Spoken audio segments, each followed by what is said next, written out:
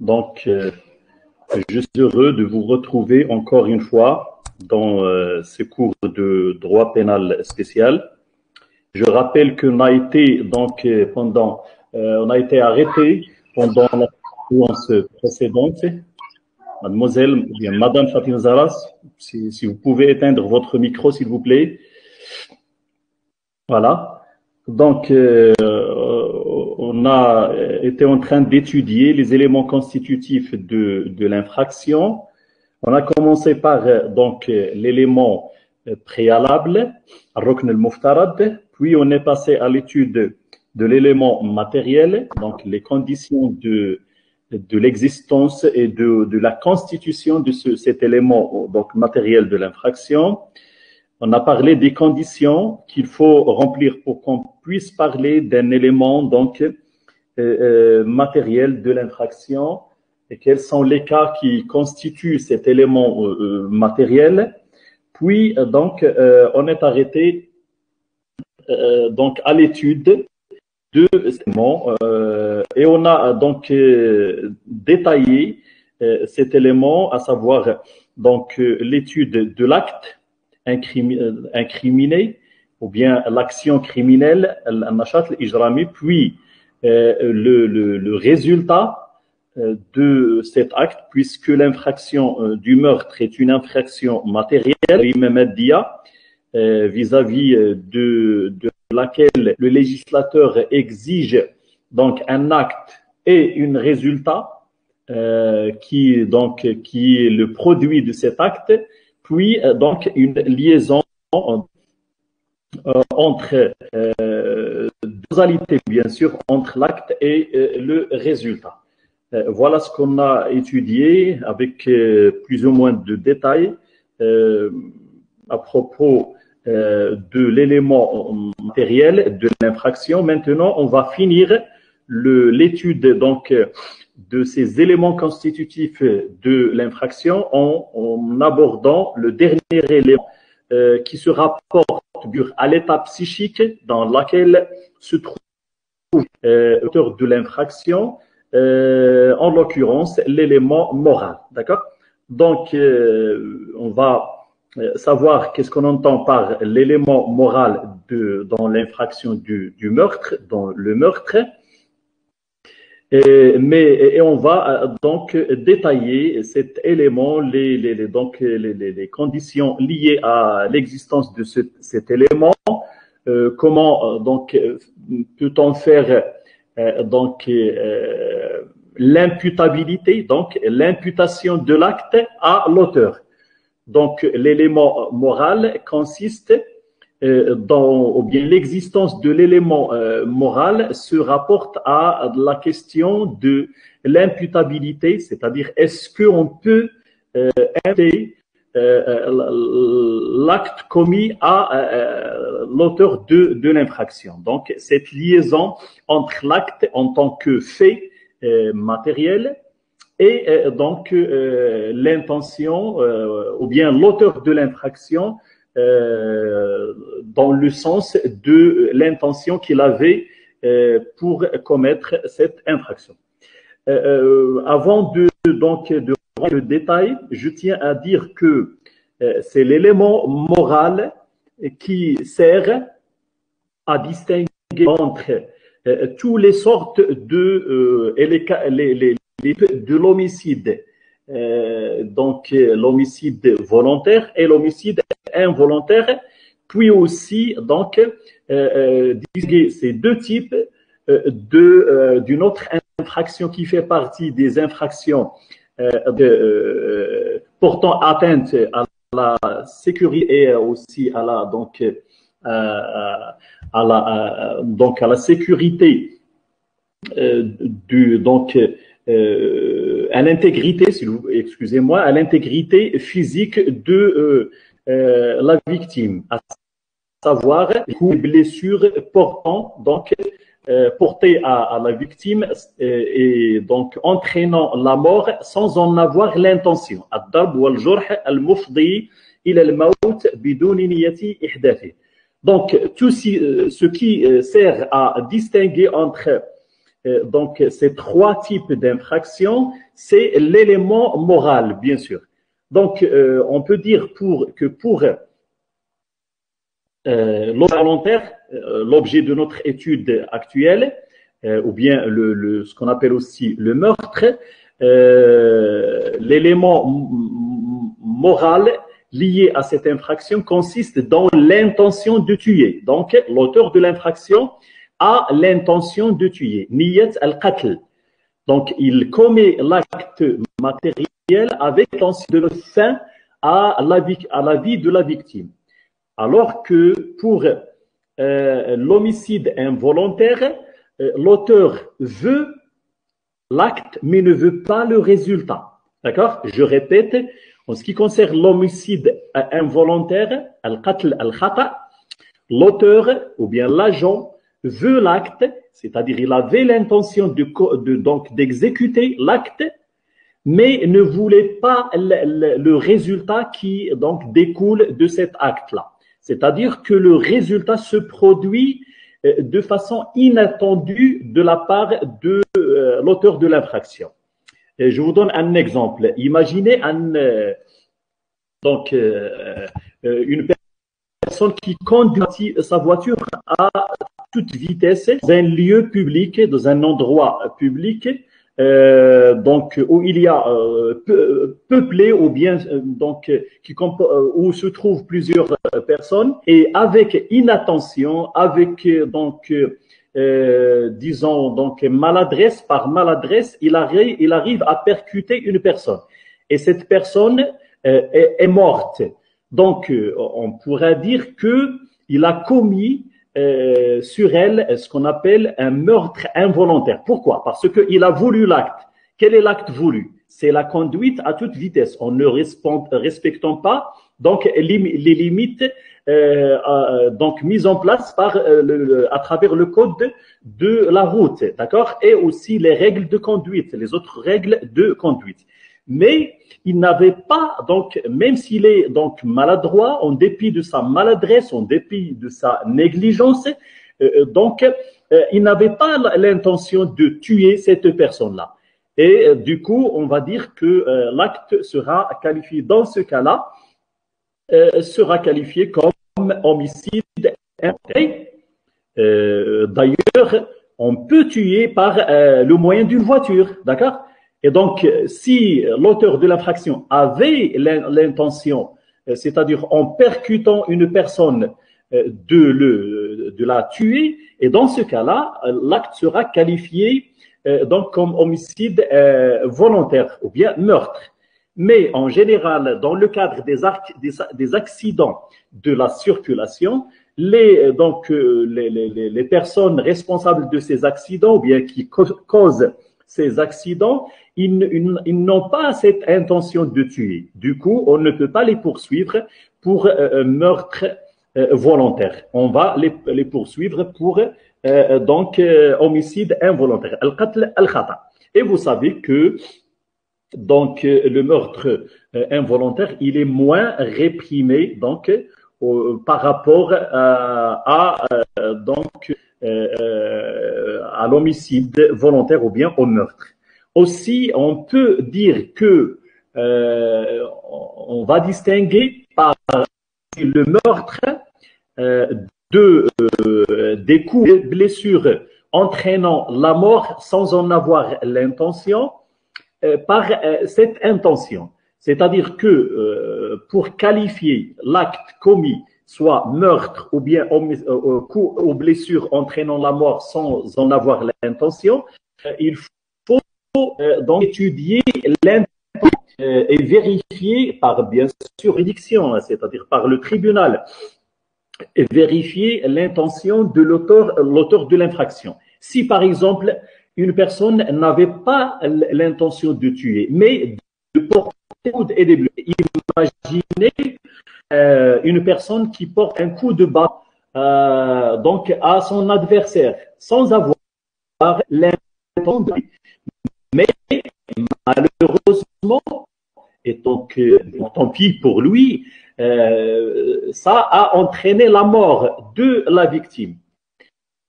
Donc, l'acte ne sera pas qualifié meurtre, il sera qualifié coup et blessure ou bien violence ayant entraîné la mort sans en avoir l'intention de tuer la victime. Donc, bref, on dira que l'élément moral sert à distinguer entre ces trois infractions, à savoir le meurtre ou bien l'homicide volontaire, l'homicide involontaire et aussi donc les coups et blessures portés à la victime et entraînant sa mort sans en avoir l'intention, ce qu'on appelle en arabe al-darb wal-jurh al-mufdi ila al-maut duna niyati ihdathi, c'est-à-dire que l'auteur n'avait pas l'intention de tuer, mais malheureusement donc la mort s'est produite à cause de la dureté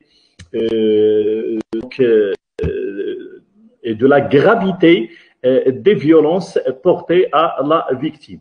Il n'avait pas de chance, on pourrait dire, mais toujours il reste un criminel. S'il est condamné, il n'avait pas le droit de porter ces violences à son adversaire. D'accord?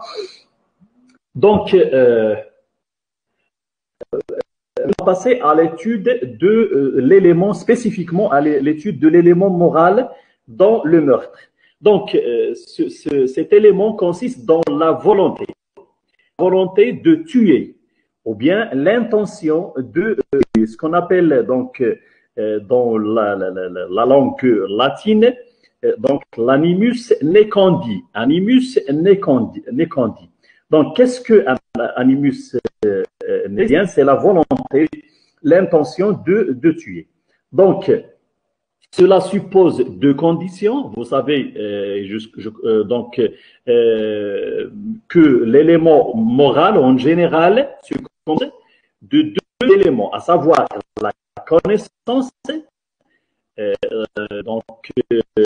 conscient de ce qu'on fait, d'accord, de ce qu'on commet, de l'acte commis, bien sûr, premièrement de l'incrimination de l'acte, et deuxièmement des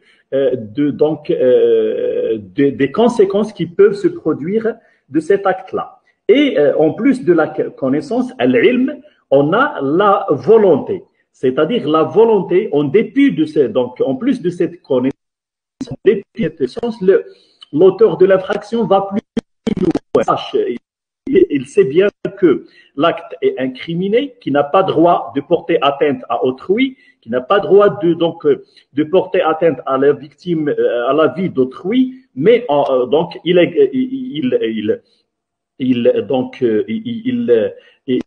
dit cette incrimination, cette interdiction provenant de la loi, et il commet ce meurtre. C'est ce qu'on appelle la volonté.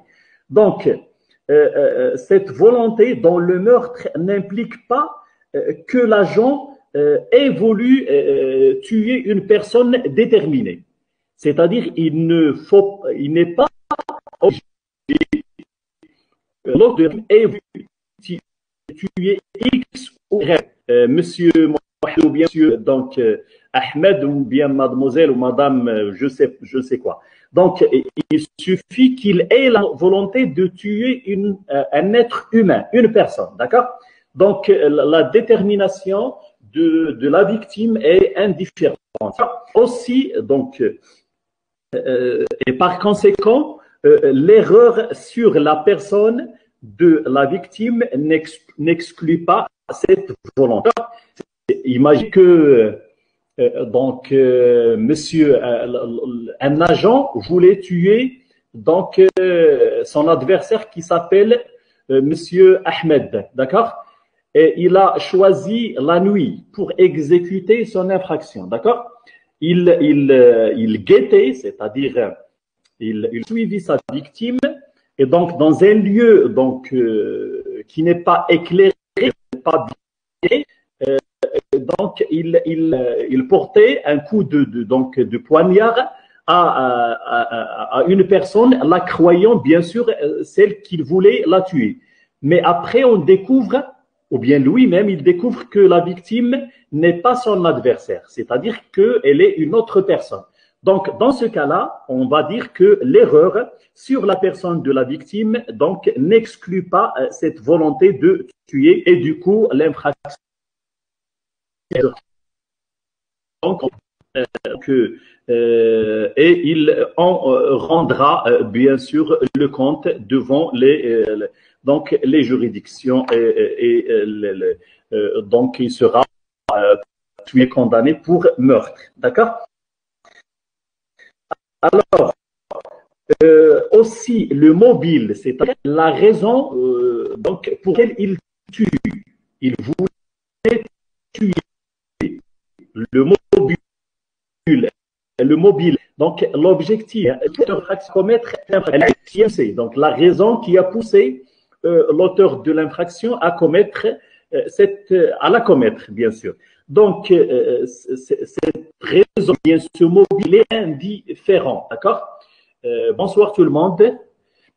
Donc, le mobile, il est indifférent. Qu'il soit un mobile noble ou bien un mobile, donc, disons, donc, qui n'est pas noble, d'accord?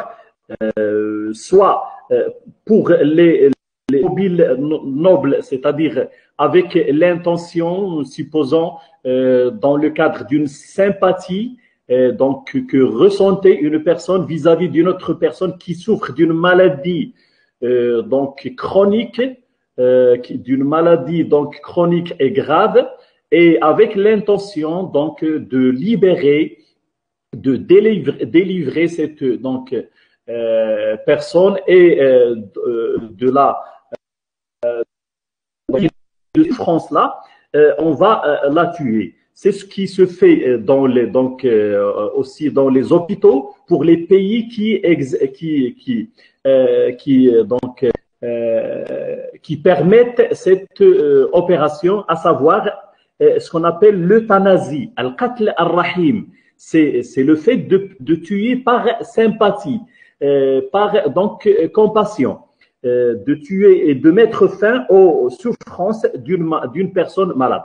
Donc, du coup, et on en a parlé précédemment, puisque le législateur marocain n'autorise pas cette donc façon de porter donc aide aux victimes de ces maladies et de mettre fin à celui qui commet donc ce meurtre avec l'intention d'aider cette personne malade, il est considéré par la loi et aussi par les juridictions comme étant un meurtrier, c'est-à-dire une personne ayant commis un meurtre, et donc le meurtre sera consommé par lui. Pourquoi? Parce que l'euthanasie n'est pas autorisée au Maroc. Même si celui qui l'a commis ou bien qui l'exécute est un médecin dans un hôpital, dans un hôpital donné, puisque cet acte n'est pas autorisé par la loi, celui qui l'exécute, n'importe qui sera considéré donc aux yeux de la loi comme un meurtrier et il sera poursuivi en tant que tel. D'accord? Donc voilà, on a dit que l'intention donc et le mobile, il est indifférent, soit qu'il sera de façon donc que ce soit soit que cette intention est noble ou bien non, donc tous c'est pareil et l'auteur de l'infraction sera donc poursuivi pour meurtre. Il nous reste d'étudier la preuve. Comment prouver donc le meurtre? Je tiens à dire que la question la plus délicate dans le meurtre, c'est de prouver l'intention. D'accord? Il peut, par exemple, il se peut que l'auteur de l'infraction soulève ou bien évoque la question, ou bien donc prétend qu'il n'avait pas l'intention de tuer la victime.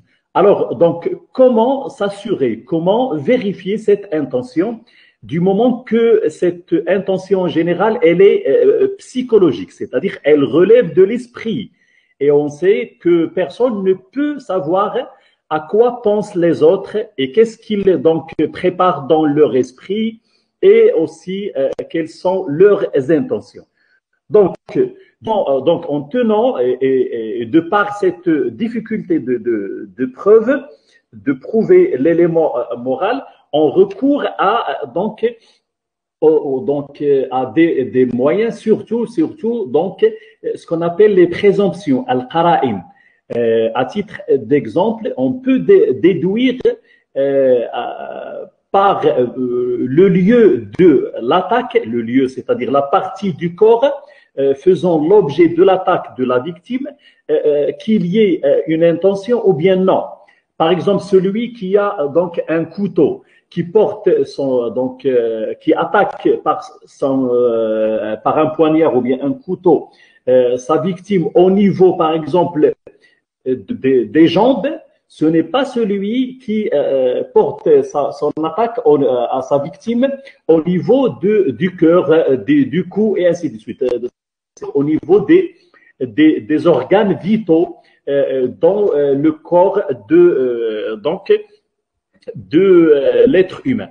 Et donc de ce fait, on peut déduire à travers bien sûr l'endroit faisant l'objet de l'attaque que l'auteur avait l'intention de tuer ou non, mais aussi donc il faut prouver bien sûr cela par le juge et il faut aussi le pénal utilise cette façon de prouver, c'est-à-dire la présomption, cette façon de se convaincre, il doit, et ça vous allez le voir dans le cadre de la matière de procédure pénale, il doit motiver, يجب أن يعلل اقتناعه, sa conviction. Aussi, on peut, oui, très bien, oui, c'est ça, l'euthanasie. Donc, il aussi, on peut prouver cette intention avec d'autres moyens. À titre d'exemple, les actes, l'acte de meurtre. À titre d'exemple, l'aveu, on peut se baser sur l'aveu de l'auteur de l'infraction. Bien sûr, cet aveu qui doit être méticuleusement, je dirais, analysé et étudié par le juge pénal pour l'admettre, d'accord? Mais en général, on peut dire que la preuve de l'élément moral, c'est la question la plus délicate, la plus fine en ce qui concerne cette infraction de meurtre. Pourquoi? Parce que elle relève de l'intention et l'intention fait partie. Donc, c'est de la fonction des êtres humains et c'est une question psychologique qu'on ne peut pas voir, qu'on ne peut pas toucher, d'accord? Et de ce fait, il est très difficile de la prouver, mais ça n'empêche bien sûr de recourir à tout, de la prouver par tous les moyens, dont parmi on peut trouver et on peut parler des présomptions, c'est-à-dire déduire du lieu de l'attaque cette intention. Si elle est portée au niveau des parties des corps qui ne sont pas vitales, on peut dire qu'il n'avait pas l'intention de la tuer. Si ce coup est porté au niveau d'un corps vital, au niveau du cœur, au niveau du ventre, du cou et ainsi de suite, qui peuvent entraîner la mort rapidement. Dans ce cadre-là, on peut déduire cette intention de tuer. Aussi, on peut la déduire à travers la répétition. Par exemple, celui qui porte plusieurs coups répétés de couteau à son adversaire, on comprend par là qu'il avait l'intention de tuer. Voilà. Donc, la preuve de l'élément moral se fait par tous les moyens, qu'ils soient donc des constatations objectives ou bien selon les témoignages rapportés donc des personnes ayant assisté à ce meurtre, aussi donc selon l'aveu donc prononcé par l'auteur de l'infraction et ainsi de suite. Bref, la preuve en droit pénal, elle est libre, contrairement à la preuve en droit civil, surtout le fait de prouver une obligation, un contrat. Donc, le législateur met en place donc une liste limitative de moyens de preuve, contrairement à la matière pénale, puisqu'il s'agit de faits, pas d'actes juridiques. Dans ce cadre-là, on peut la prouver par tout moyen. Voilà ce qu'on peut dire de l'élément moral, et comme ça on aura fini l'étude des éléments constitutifs de l'infraction. Donc on a étudié l'élément préalable ou bien la condition préalable, l'élément légal et l'élément moral. Pardon, l'élément légal, l'élément matériel. Bien sûr, l'élément légal consiste dans l'incrimination, c'est-à-dire les lois, les articles qui incriminent et sanctionnent cette infraction. En l'occurrence, pour le meurtre, les articles 392 et suivantes du Code pénal. D'accord? Puis finalement, l'élément moral. Maintenant, si ces conditions, ces éléments sont réunis, tous ces conditions réunies, si donc la personne elle est poursuivie et condamnée donc par le tribunal, c'est-à-dire par la cour, la juridiction de fond, dans ce cas-là, on va parler de la répression, c'est-à-dire comment on va donc sanctionner, ou bien quelles sont les sanctions du meurtre mises en place, bien sûr, et déterminées par la loi. D'accord? Donc, voilà la deuxième partie qu'on va aborder dans ce cours-là, c'est la répression du meurtre. Est-ce que vous m'entendez maintenant bien? Est-ce qu'il n'y a pas de coupure du son? Non, monsieur. Oui, monsieur, Oui. on l'entend. Très bien, très bien. Alors, on va passer maintenant à la répression du meurtre, la punition.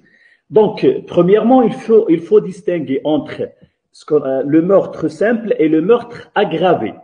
Lorsque le meurtre n'est pas accompagné de circonstances aggravantes, ces circonstances aggravantes qui sont donc prévues à titre limité, bien entendu, par le législateur, dans ce cas-là, s'il n'y a pas donc de circonstances aggravantes qui accompagnent la commission de l'infraction du meurtre, alors le législateur sanctionne le meurtre comme sanction, donc peine principale de la réclusion à perpétuité, as-sijn al-mu'abbad, d'accord?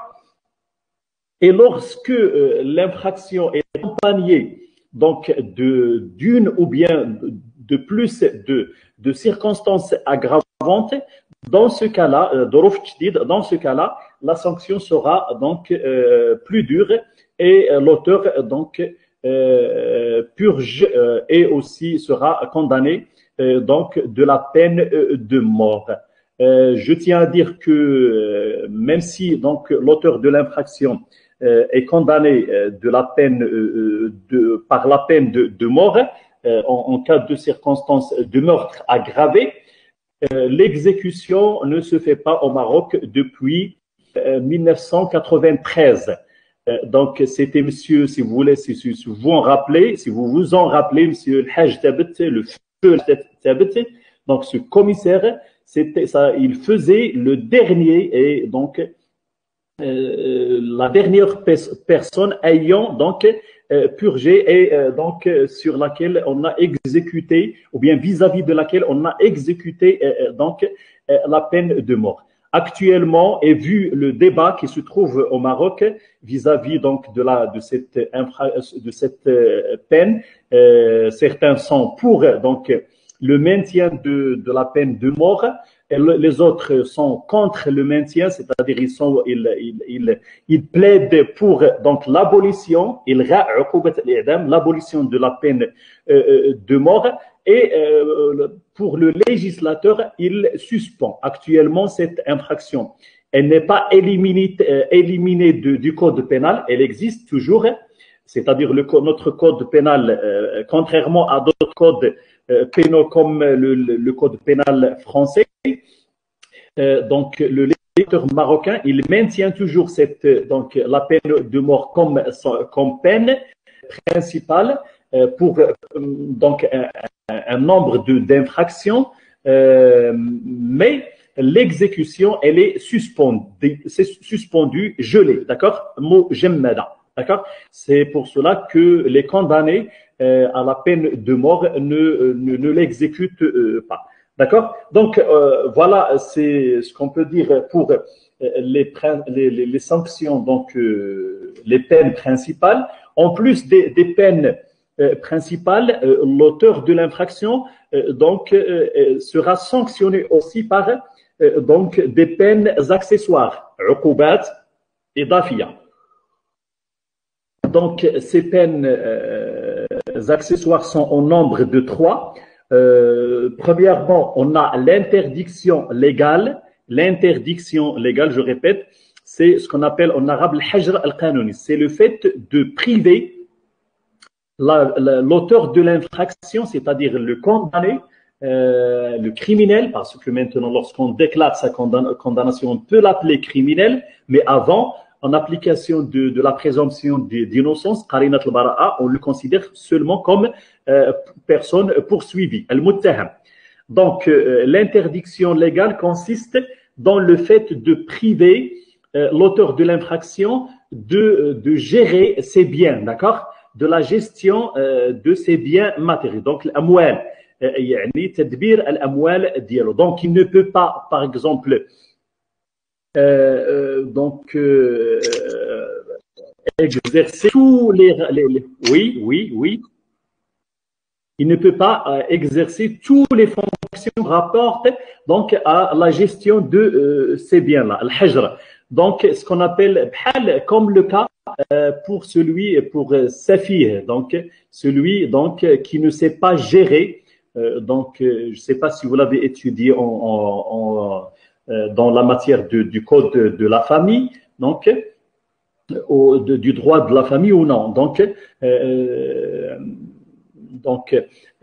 cette personne-là, on peut donc la condamner à l'interdiction légale. Donc, le man' dialo min tasarruf, il peut pas vendre, il peut pas acheter, il peut pas louer et ainsi de suite. Donc, c'est ce qu'on appelle l'interdiction légale, al-hajr al-qanouni. Aussi, la dégradation civile.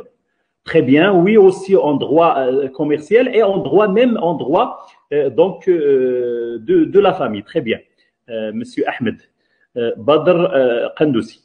D'accord. Donc, s'il vous plaît, il y a une petite rectification, correction à faire en ce qui concerne le support que vous avez. Donc, on a la dégradation civique, pas civile.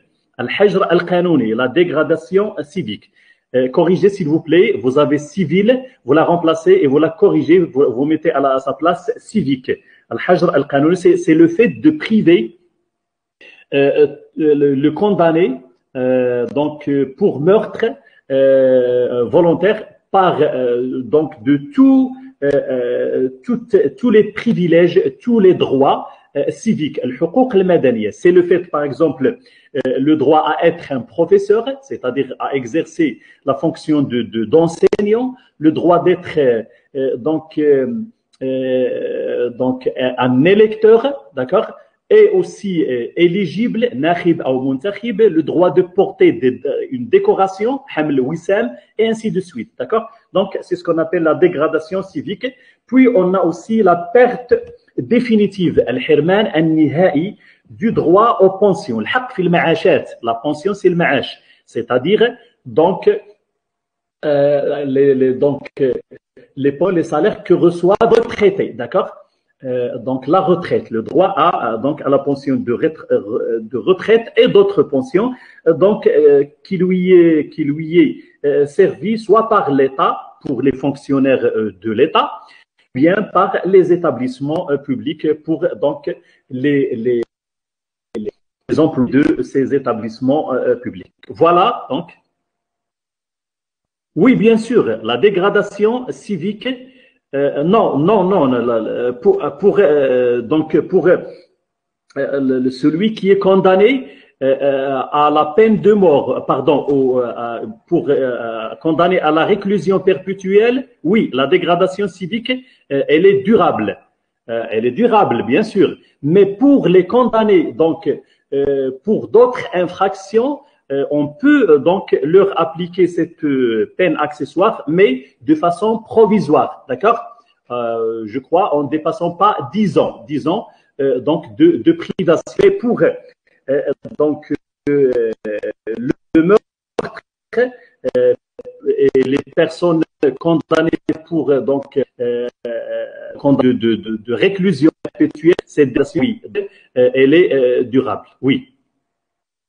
C'est ça, oui, voilà la réponse, mademoiselle ou bien madame Fatim Zahra. Donc, pour le meurtre, elle sera donc définitive, permanente. Alors que pour d'autres infractions, donc, elle peut être donc pour un certain temps, c'est-à-dire momentané, d'accord? Elle ne dépasse pas ne dépassons pas 10 ans. D'accord. Maintenant, on va passer à donc les meurtres aggravés, c'est-à-dire les meurtres accompagnés de circonstances aggravées. D'accord. Dorouf et Tchdid. Le qatl.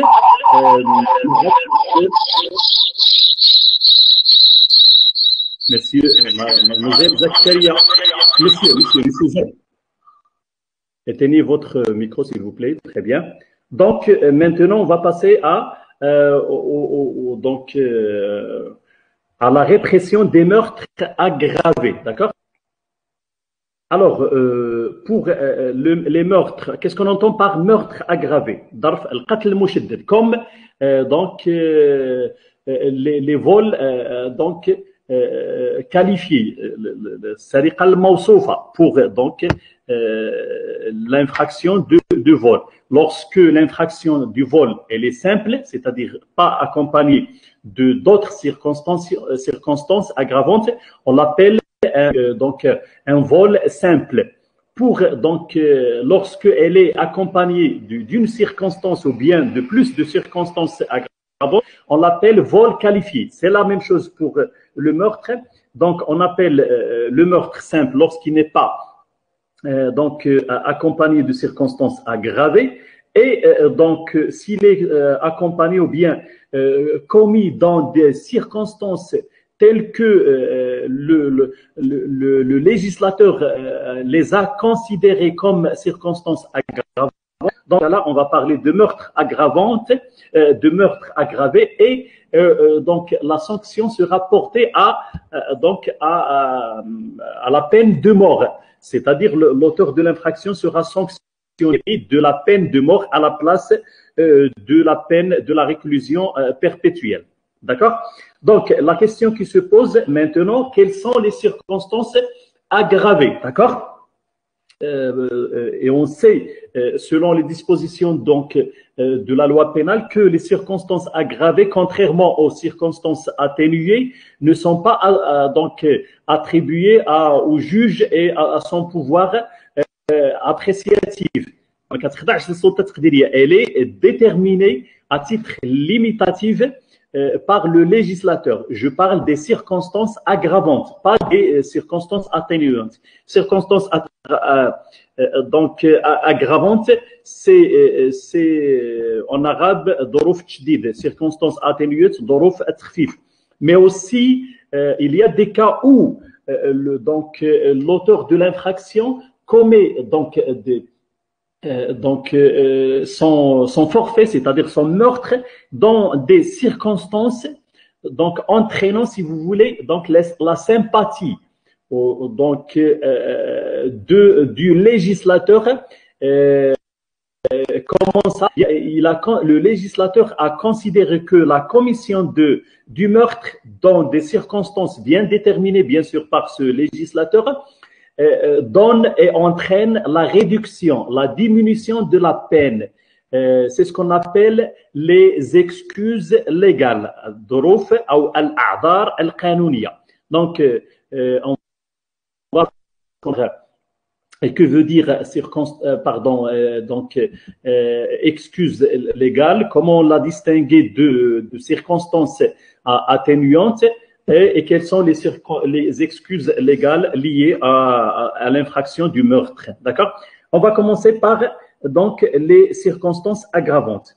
Donc, le législateur a aggravé la sanction lorsque l'infraction est commise dans des circonstances déterminées. C'est ce qu'on va étudier. Donc, il existe plusieurs circonstances aggravantes.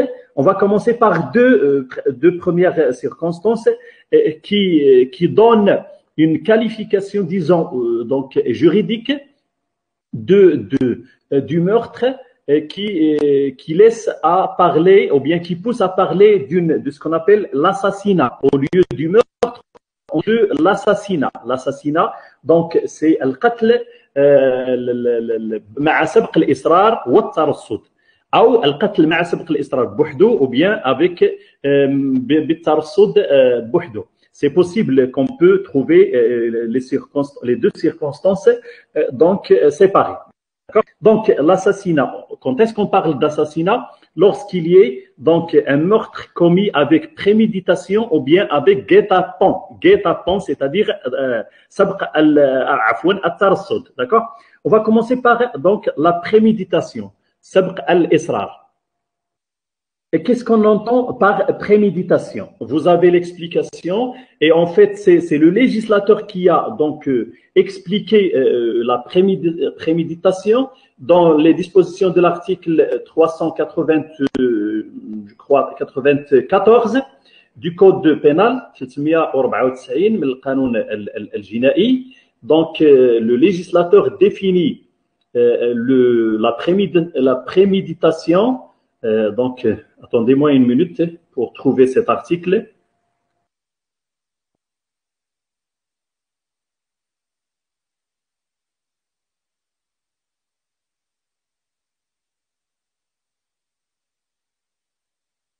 Voilà, donc la préméditation, l'article 394 du Code pénal marocain dispose que la préméditation consiste dans le dessein. Le dessein, c'est la volonté formée avant l'action d'attenter à la personne d'un individu déterminé ou même de celui qui sera trouvé ou rencontré. Quand même, ce dessein dépendrait de quelques circonstances ou de quelques conditions. D'accord? Donc, la préméditation, c'est l'intention de tuer, mais qui est formée avant l'acte. D'accord? J'ai oublié de vous dire que donc la réalisation de l'élément moral, c'est-à-dire l'intention de tuer, doit se faire au moment de l'action de l'acte de l'élément matériel. C'est-à-dire que l'élément moral sera constitué au moment, c'est-à-dire simultanément avec l'exécution de l'acte constituant l'élément l'élément matériel, c'est-à-dire au moment de l'exécution de l'acte de meurtre, d'accord? Mais si cette intention elle est formée au préalable, c'est-à-dire avant le passage à l'acte. Dans ce cadre-là, on parle de ce qu'on appelle la préméditation. Donc, c'est le fait de réfléchir, un dessein, c'est-à-dire une intention réfléchie, c'est-à-dire c'est le fait de préparer à l'avance et de former cette intention de tuer à l'avance avant de passer à l'acte, d'accord? Indépendamment donc des modalités d'exécution, d'accord? Alors, l'idée c'est que la préméditation, c'est le dessein formé, le dessein ou bien l'intention formée avant le passage à l'acte. Et vous savez donc qu'il y a une grande différence entre celui qui avait l'intention de commettre l'infraction avant de passer à l'acte et celui qui, au moment de l'exécution de l'acte du meurtre. Celui qui avait l'intention, il est plus dangereux. Celui qui avait l'intention de tuer avant, il est plus dangereux. Pourquoi? Parce qu'il est rancunier. Hakoud, il insiste à tuer donc son adversaire, d'accord?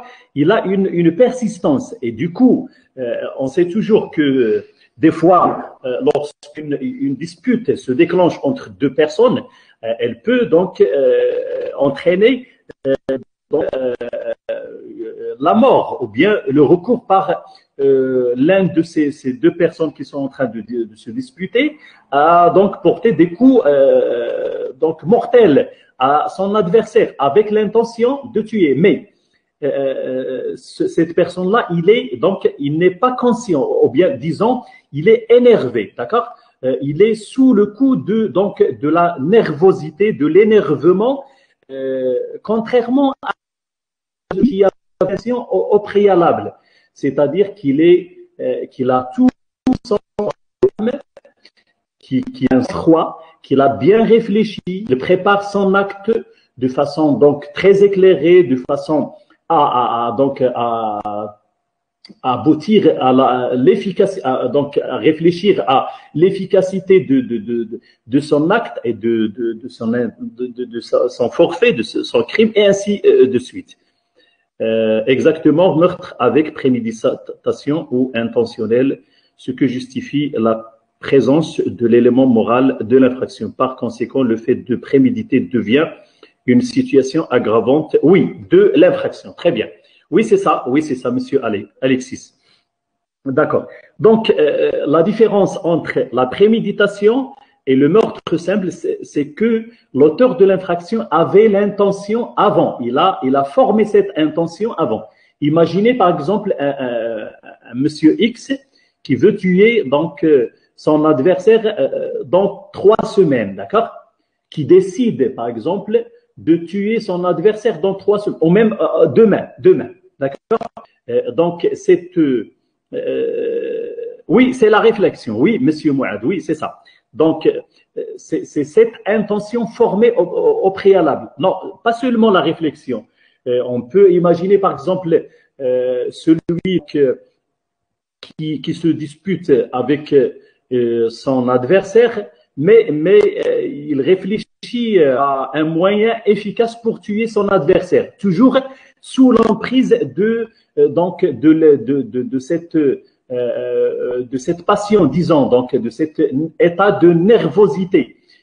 Dans ce cas-là, on parle toujours d'un meurtre simple. Mais si il quitte son adversaire et il va donc dans un café ou bien il rentre chez lui et il reprend son sang-froid, son calme, il réfléchit donc calmement, soigneusement, disons, donc et il prépare, donc il prend son temps, ou bien disons, il prépare à tête reposée son acte, il prépare son acte à tête reposée. Dans ce cadre-là, on l'appelle la préméditation. Oui, ça doute d'un esprit de vengeance, oui, c'est ça. Donc voilà. Pourquoi le législateur a donc aggravé la sanction? Bien sûr, c'est pour faire face à cet état de dangerosité qu'affiche l'auteur de l'infraction, et aussi pour donc punir et sanctionner donc gravement et durement cet esprit de vengeance que présente ou bien que forment certaines personnes. D'accord? Pourquoi? Parce que celui qui a donc cet esprit, il peut même donc se réconcilier, ou bien il peut même donc quitter la personne et la surprendre après. D'accord? Certains, on l'a qualifié de lâcheté, c'est un lâche. Pourquoi? Parce que il choisit la circonstance la plus adéquate pour exécuter son acte. Très bien. Voilà. Donc, c'est ça ce qu'on appelle l'assassinat. Quelles sont la préméditation comme forme ou bien type d'assassinat? Quelles sont les conditions? Donc, pour qu'on parle ou bien qu'il y ait donc préméditation, il faut deux conditions. Premièrement, oui, c'est ça. Oui, oui, oui, monsieur Sissou. Non, non, il n'y a pas la préméditation, Axel. Il y a la préméditation dans les homicides involontaires, le qatl khata. Pourquoi? Parce qu'on avait dit que donc l'auteur de l'infraction, il n'avait pas l'intention de tuer. Il avait seulement l'intention de commettre l'acte qui a entraîné la mort. Il ne voulait pas la mort, mais il voulait donc l'acte. À titre d'exemple, le cas dont on a cité auparavant de celui qui conduit à toute vitesse ou bien qui ne respecte pas les règles de conduite dans les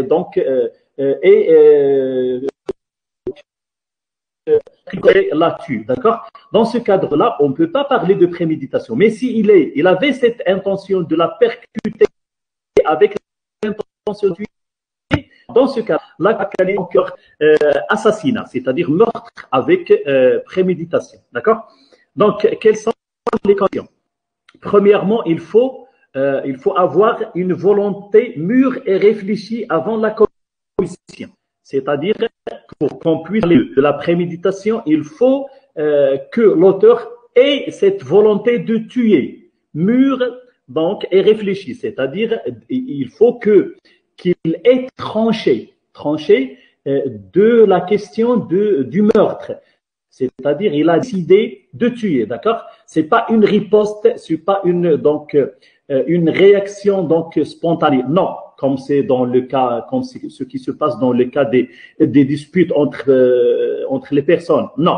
Donc, il faut que l'auteur de l'infraction ait cette volonté réfléchie, cette décision de commettre. Abstraction faite de la personne, de la victime, qu'il ait l'intention de tuer telle ou telle personne, c'est-à-dire avec précision, qu'il précise sa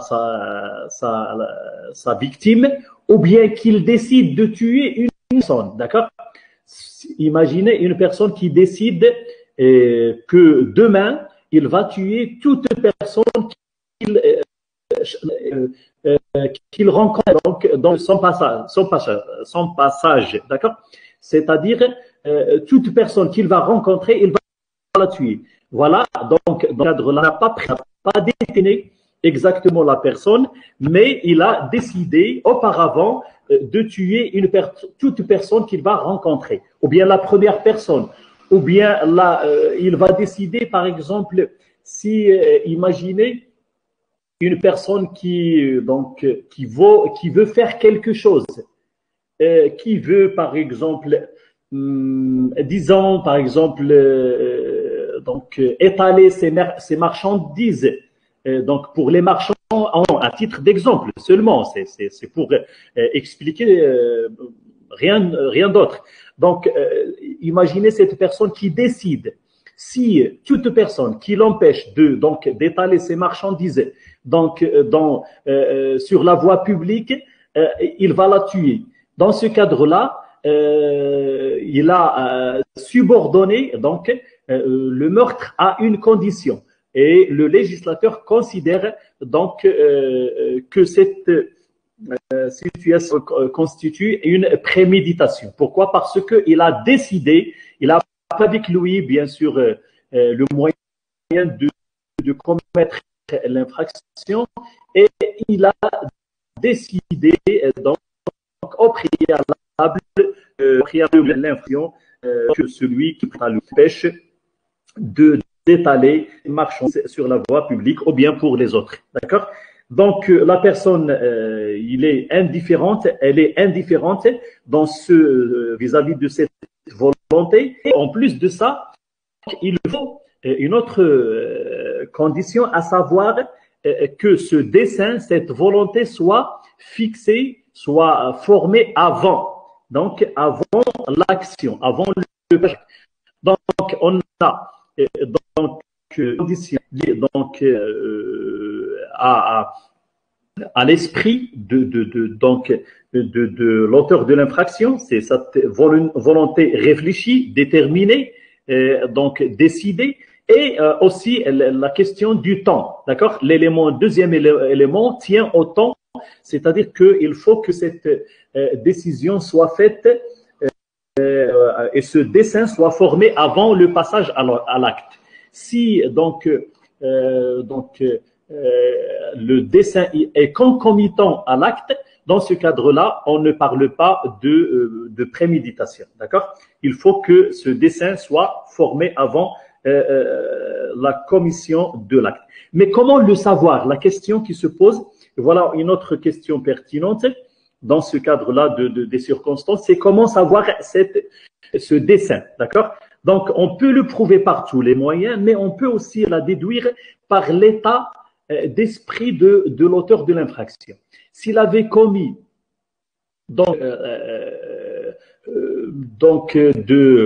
l'acte infractionnel et le meurtre sous l'emprise de la colère, de la nervosité, dans ce cadre-là, on peut dire qu'il n'avait pas ce mais si en commettant cet acte, l'auteur est calme, ou bien il était calme, il mettait son sang-froid, sa conscience aussi, sa domination, donc l'état de discrimination, la capacité de distinguer entre le mal et le bien et ainsi de suite. Dans ce cadre-là, on peut déduire qu'il avait cette intention la préméditation. D'accord? On peut le prouver par l'achat préalable d'une arme, par la préparation d'armes, aussi par le guet-apens, tarsoud qui précède l'acte commis, c'est-à-dire le fait de poursuivre et de suivre les traces, si vous voulez, de la victime et essayer de trouver l'occasion propice pour commettre l'infraction sur elle. D'accord? Donc, dans ce cas-là, le meurtre commis avec guet-apens, mais aussi ce guet-apens, donc, il nous prouve la préméditation. Pourquoi? Parce qu'on ne peut pas trouver un guet-apens sans préméditation. Mais on peut trouver la préméditation sans guet-apens. D'accord? Je vais vous l'expliquer. D'accord? Le fait qu'une personne ait commis un meurtre ait des troubles psychologiques. Ceci peut-il affecter sa sanction? Ah oui, donc celui qui souffre de troubles psychologiques, c'est-à-dire un aliéné, le législateur l'appelle un aliéné, le mejnoun. Donc toute aliénation psychologique ou bien d'esprit a un effet sur l'acte, mais dans ce cas-là, cela va impacter quoi? Il va impacter l'élément moral, c'est-à-dire que l'auteur n'avait pas cette responsabilité, que sa responsabilité pénale n'existait pas. Pourquoi? Parce que il n'avait pas, parce que l'élément moral, il est il est affecté dans ce cadre-là. Et vous savez que l'élément moral se compose de deux éléments, à savoir le discernement, plutôt la connaissance, l'ilm, ou l'irada. Donc, il faut qu'il sache ce qu'il est en train de faire, et il faut que sa volonté tend à commettre l'acte. Si il n'avait pas cette connaissance, c'est-à-dire que la connaissance elle est exclue par l'aliénation, donc le genoun, c'est ou bien les maladies psychologiques. Donc, ils éliminent et détruisent la partie de la conscience dans l'élément moral. Et si cette partie est détruite, dans ce cadre-là, il n'y a pas de l'élément. Et donc, l'auteur de l'infraction n'aurait pas la volonté, c'est-à-dire la préméditation. Et donc, l'action, ou bien on va poursuivre, mais il ne va pas être donc acquitté. Donc, on va établir son état de concept. Et on sait ce qu'on appelle la dispensation.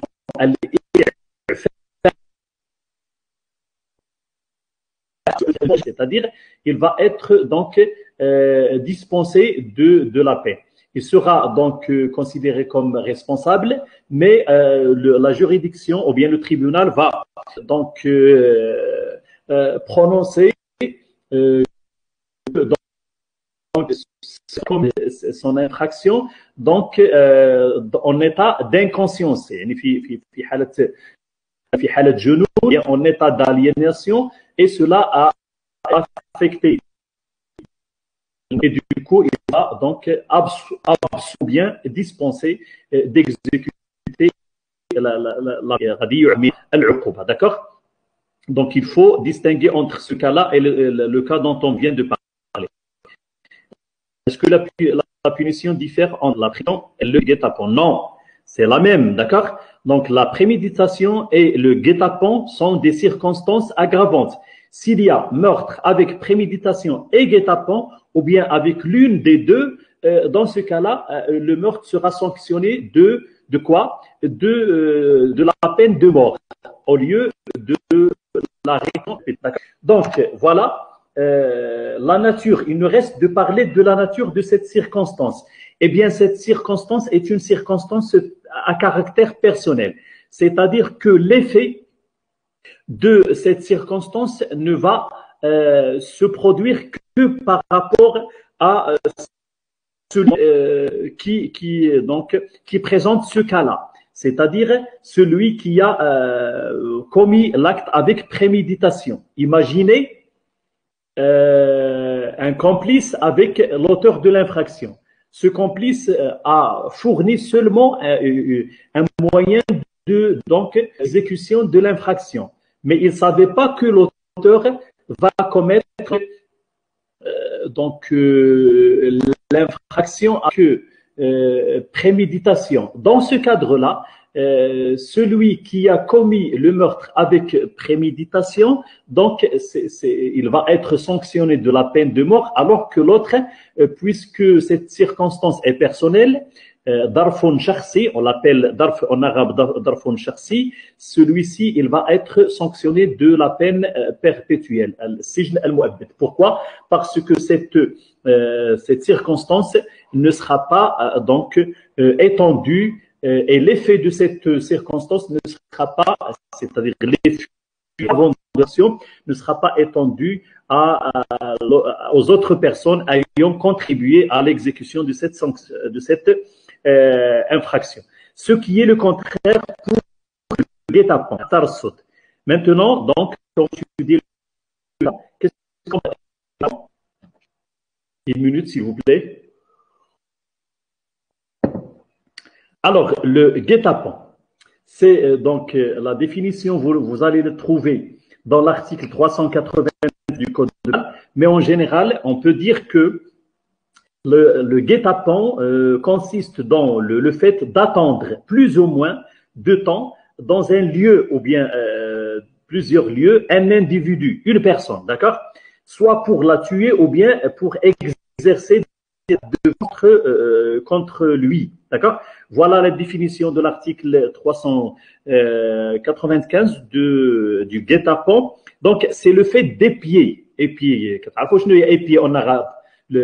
C'est yatarassadu, yuraqibu, yatatabba'u. C'est le fait de poursuivre, d'attendre.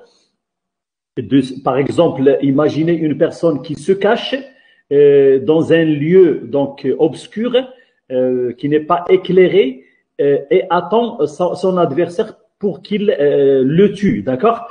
Dans ce cadre-là, on va dire que il يعني يترصد له يتخفى يتتبعه pour le tuer. Donc, soit pour le tuer, mais ce qui vient pour le commettre des actes de violence. Mais du moment qu'on est en train d'étudier le meurtre, ce qui nous intéresse, c'est le fait de tuer.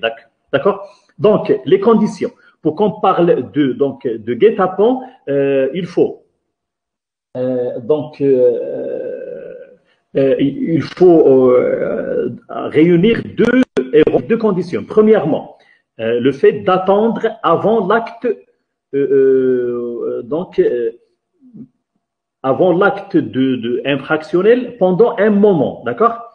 C'est-à-dire attendre la personne dans des lieux, bien sûr, donc, et il faut que déterminer un seul lieu ou bien plusieurs lieux, mais il faut que donc cette attente soit précédente, d'accord? Précédente à l'exécution de l'action, d'accord? De l'acte du meurtre. Et il faut que cette attente soit faite dans un lieu ou bien dans divers lieux. Peut-être on peut donc le poursuivre ou bien l'attendre sur le chemin qui lie son lieu de travail et sa résidence. On peut l'attendre dans un café où il vient prendre un café avec ses copains et ainsi de suite, d'accord? Mais il faut que oui, le traquer, très bien, c'est ça. Oui, le traquer, oui, c'est ça. Oui, c'est ça. Mais donc, nous, on va utiliser les termes juridiques. Donc, le législateur a utilisé ces termes-là, d'accord? Alors, mais ça m'empêche bien sûr d'utiliser des termes pour faciliter la compréhension. Très bien, merci Nora. Donc, bref, je dirais que les guet-apens consistent à surprendre l'adversaire, d'accord, dans le meurtre. El-Mufaja'a.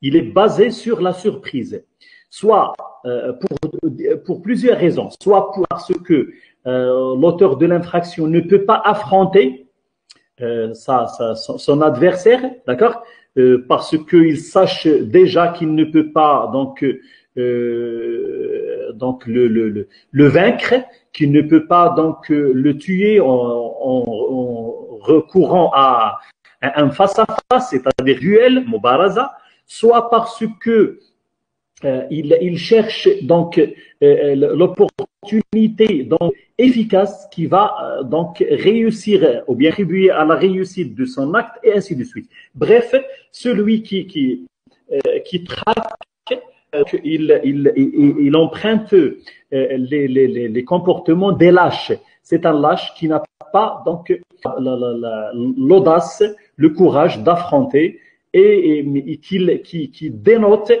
et qui renferme une rancune très forte, très dure, d'accord?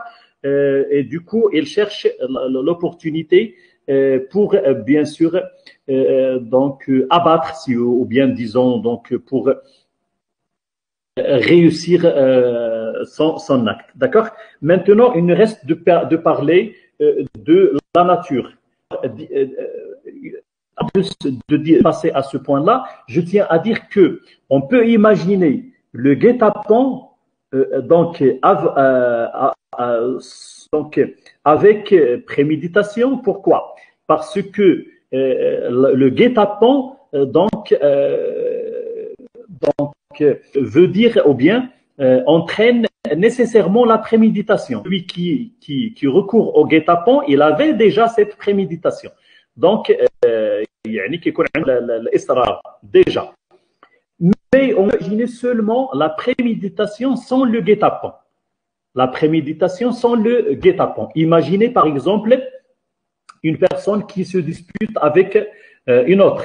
Ahmed se dispute avec Mohamed, d'accord?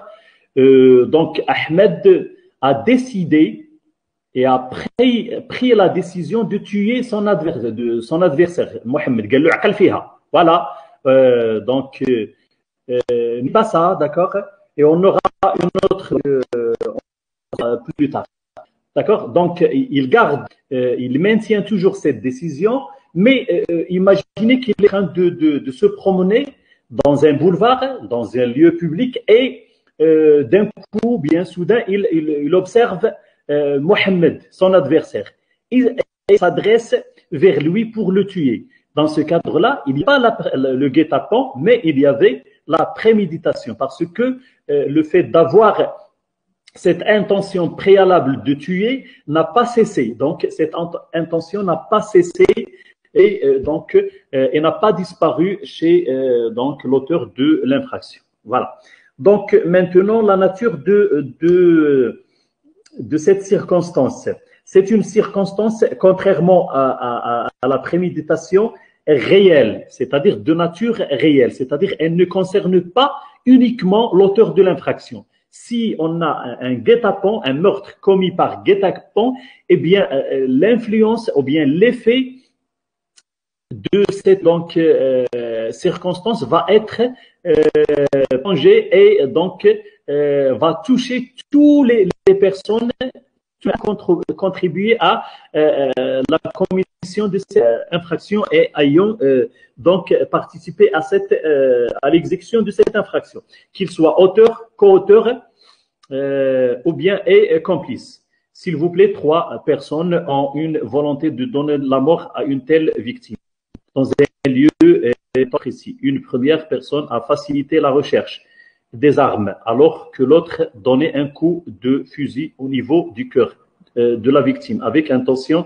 meurtrière, et s'est échappé. Puis, la troisième personne a découvert que la victime n'était pas morte. Alors, elle l'a donné, elle lui a donc donné des coups de couteau à mort. Dans ce cadre-là, qui le co-auteur et ou peut-on dire que les 2 personnes sont des auteurs? L'auteur et le co-auteur sont les personnes qui ont contribué à l'exécution des faits matériels, c'est-à-dire à l'exécution du meurtre. De ce fait, c'est celui qui a donc seulement recherché l'arme. L'auteur, il sera considéré comme complice, mais il avait l'intention préalable, parce que vous avez dit qu'ils avaient la volonté, ces 3 personnes ont la volonté de donner la mort préalablement, d'accord? Alors que l'autre a donné un coup de fusil et l'autre, donc, avec intention de meurtrier, s'échapper, puis la troisième personne a découvert que la victime n'était pas morte, alors elle l'a donné donc de coups de couteau. Dans ce cadre-là, on a 2 actes de meurtre, selon ce que vous avez écrit. Celui donc qui a fusillé, d'accord, son adversaire, qui a donc un coup de fusil au niveau du cœur, il est auteur de l'infraction, du meurtre, bien sûr. Mais donc, ah oui, donc il faut savoir, est-ce que ces 2 personnes se trouvent sur le même lieu ou non? S'ils se trouvent sur le même lieu, eh bien, ils seront considérés comme des co-auteurs. S'ils ne seront pas sur le même lieu et ils ne savaient pas, le troisième ne savait pas que la personne, donc que la deuxième voulait tuer, dans ce cadre-là, on parle d'un autre crime, de meurtre. Alors que si, par exemple, seulement l'auteur s'est échappé, puis le troisième, donc, dans le même lieu, eh bien, ils seront considérés comme des co-auteurs, d'accord? Mais dans ce cadre-là, il y a toujours préméditation, d'accord? Voilà. Alors, je dirais, s'il vous plaît, écoutez ça, c'est très important, ce point-là. Je dirais que la circonstance du guet-apens est une circonstance réelle. C'est-à-dire que une fois que cette circonstance existe, ou bien une fois que une personne qui, parmi les autres qui ont contribué à l'exécution de l'infraction, ait commis cette infraction avec guet-apens, alors cette circonstance va être donc appliquée pour toutes les personnes ayant participé à ce meurtre, qu'ils soient des auteurs et des co-auteurs ou bien des complices. Donc, tous les personnes ayant participé à ce meurtre vont être sanctionnées de quoi? On parle théoriquement, pas pratiquement, vont être sanctionnés de la peine de mort, contrairement à la préméditation. S'il y a plusieurs personnes, celui qui avait seulement donc l'intention préalable qui va être sanctionné de la peine de mort. On appelle donc une circonstance réelle. Pourquoi? Parce que selon les dispositions de l'article 130 du Code pénal, les circonstances réelles, donc, ils sont appliqués à toutes les personnes ayant participé à la commission de l'infraction. Voilà, donc, on a fini l'étude de la préméditation et donc du guet-apens, et on appelle le meurtre commis avec préméditation ou bien avec préméditation et guet-apens un assassinat, d'accord? Il y a d'autres circonstances qui relèvent à l'infraction ou bien aux circonstances. On a vu que ces deux précédentes circonstances se rapportent à l'auteur de l'infraction, c'est-à-dire les circonstances liées à l'auteur. Maintenant, on va étudier des circonstances liées à la condition et aux circonstances de l'exécution de l'infraction. D'accord? C'est-à-dire des circonstances liées à l'infraction. Alors, on va étudier ce qu'on appelle la concomitance du meurtre avec un autre crime et la corrélation d'un meurtre avec une autre infraction, qu'elle soit crime ou délit. اقتران القتل بجناية وارتباط القتل بجريمة أخرى سواء كانت جنحة أو جناية. Donc, la concomitance. Eh bien, premièrement, je vous rappelle la disposition de l'article 272 du Code pénal qui dispose dans son deuxième alinéa donc, je vous lis l'article. Quiconque donne intentionnellement la mort à autrui est coupable de meurtre et puni de la réclusion perpétuelle. Toutefois, le meurtre est puni de mort lorsqu'il a précédé, accompagné ou suivi un autre crime. C'est ce qu'on appelle la concomitance. Ou bien lorsqu'il a eu pour objet soit de préparer, de faciliter ou d'exécuter un autre crime ou un délit, soit de favoriser la fuite ou d'assurer l'impunité des auteurs ou complices de ce crime ou de ce délit. D'accord? Donc, ces deux circonstances sont donc prévues dans les dispositions de l'article 392. Qu'est-ce qu'on entend par concomitance? Eh bien, c'est le fait de commettre le meurtre avec un autre crime dans un espace de temps qui n'est pas donc large, d'accord, dans dans une petite période, et donc sans qu'il y ait une décision définitive rendue à propos de la première donc infraction, d'accord. Donc on imagine dans la concomitance la commission du crime, du meurtre avec une autre infraction ayant la qualité de crime. Par exemple, viol, terrorisme, qu'est-ce que j'en sais,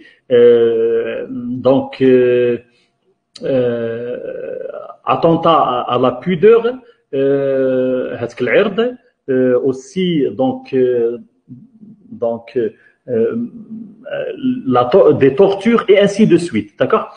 Mais donc il est indifférent, elle est indifférente la question que ce crime ou bien que ce soit avant ou bien en même temps ou bien donc simultanément avec la commission de l'autre infraction ou bien après l'autre infraction.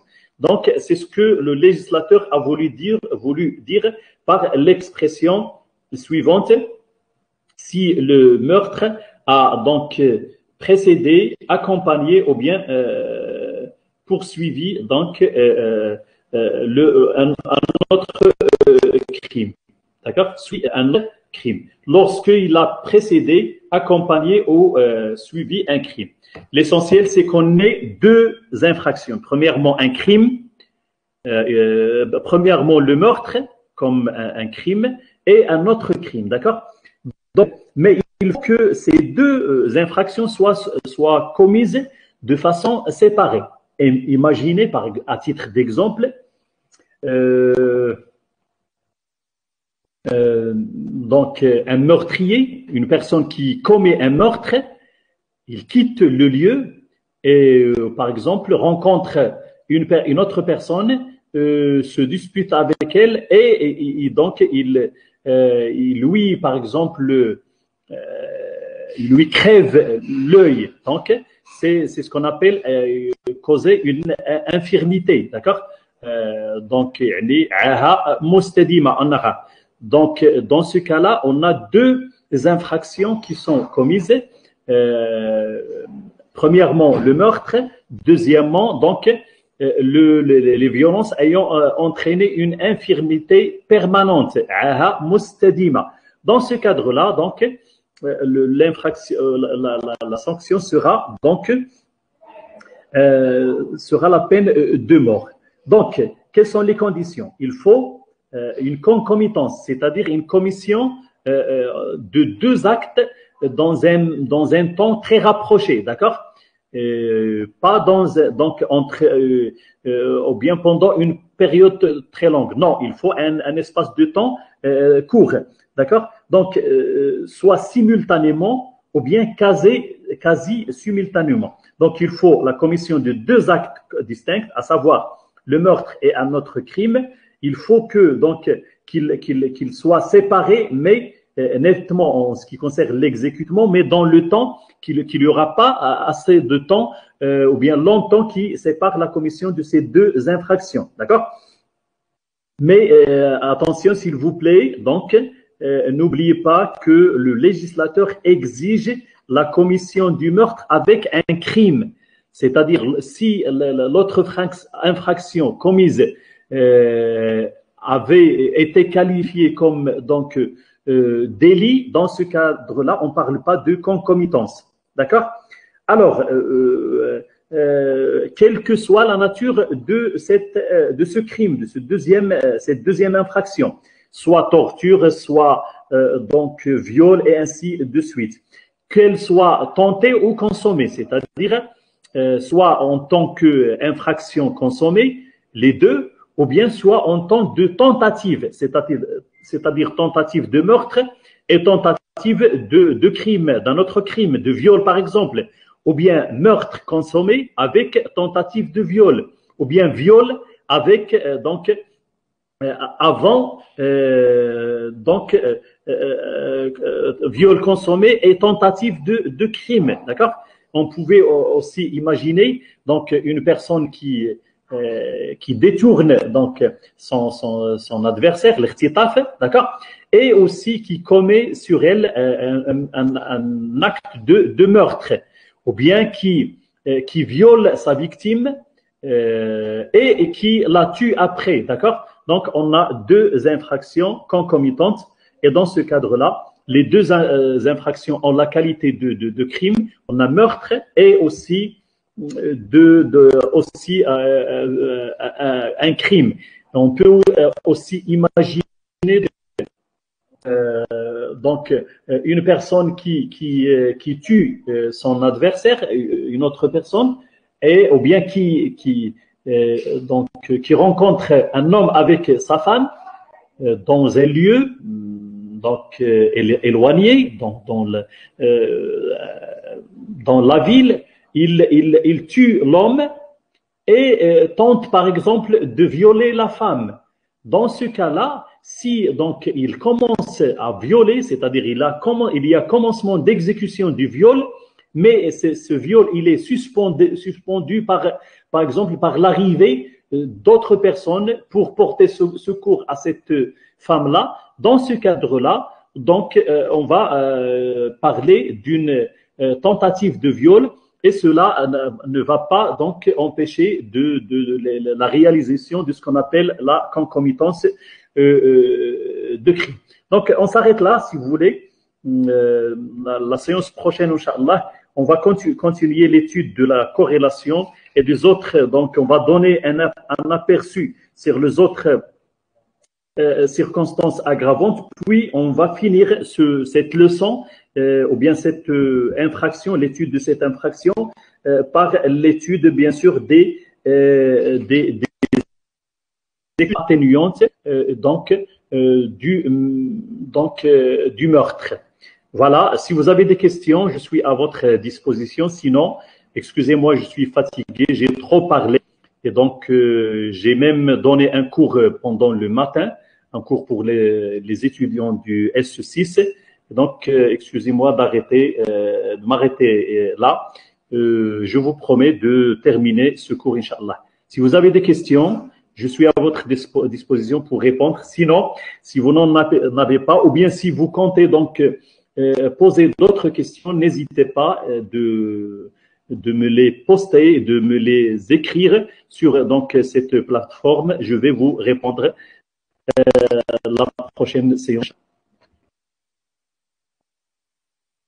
Je tiens à vous rappeler qu'on aura, après donc les examens de ce rattrapage, on aura des séances, tant mieux, heureusement, nouvelles, espérant que donc la situation se rétablisse, Inch'Allah, liée à la pandémie. Mais donc on a décidé au niveau donc de la faculté de donner des cours présentiels, 2 cours au moins pour les étudiants après donc les examens du rattrapage qui vont de commencer, Inch'Allah, à partir de la semaine prochaine, le lundi prochain, c'est-à-dire après l'Eid de la fête de Al-Fitr, d'accord?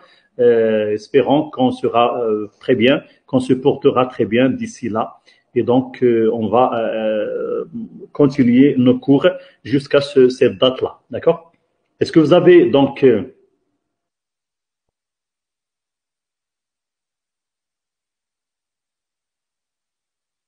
vous avez des questions à poser?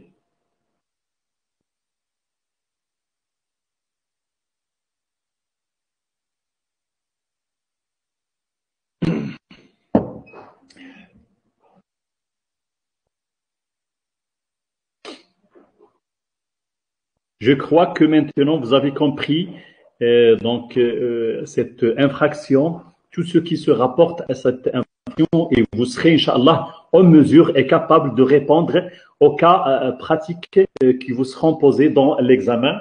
Ils seront faciles, donc il nécessite seulement donc une petite concentration, donc une compréhension du cas pratique et aussi du cours. Et vous serez, Inch'Allah, donc compétent de répondre au cas pratique. S'il y a lieu, bien sûr, de poser un cas pratique dans l'examen. Je n'ai pas encore décidé.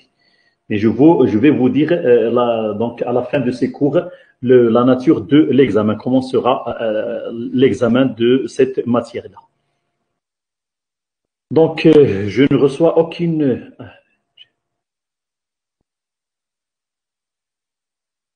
Très bonne nouvelle, merci. Pouvez-vous... oui, bien sûr. Des vidéos. Comment ça, des vidéos?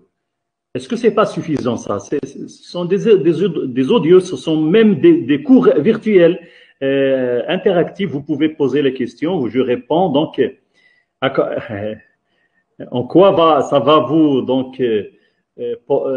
vous intéresser le fait de me voir ou bien de vous voir? Je crois que j'ai pas donc le temps de donner recours de visioconférence, cours vidéo, parce que tout ce